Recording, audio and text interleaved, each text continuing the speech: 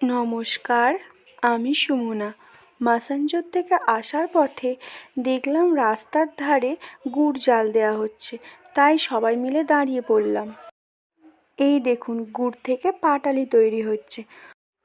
ওনাকে জিজ্ঞেস করলাম কীভাবে এই গুড় থেকে পাটালি তৈরি হয়। উনি উত্তরে বললেন, ভোরবেলা আমরা উঠে খেজুর গাছের রস সংগ্রহ করতে যাই। রস সংগ্রহ করে এনে বড় পাত্রের মধ্যে উনানে ভালো করে ফোটানো হয়। ফুটিয়ে ফুটিয়ে এই একটা থকথকে তরল বানানো হয়। এই তরলটাই ছাঁচে ফেললে পুরো একদম খেজুরের গুড়ের পাটালি তৈরি। এই দেখুন, এই গুড়ের পাটালিগুলো আগে থেকেই ওনারা তৈরি করে রেখেছেন। কি সুন্দর না, একদম টাটকা।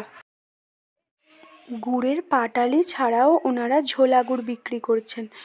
আমরা তো অনেক লেটে এসেছি, তাই হয়তো সকালেই ওনারা গুড়টা তৈরি করে রেখেছেন। শীতকালে তো সবারই ঝোলা গুড় খেতে ভালো লাগে, তাই বোতল ভর্তি করে নিয়ে নিচ্ছি বাড়িতে নিয়ে যাব বলে।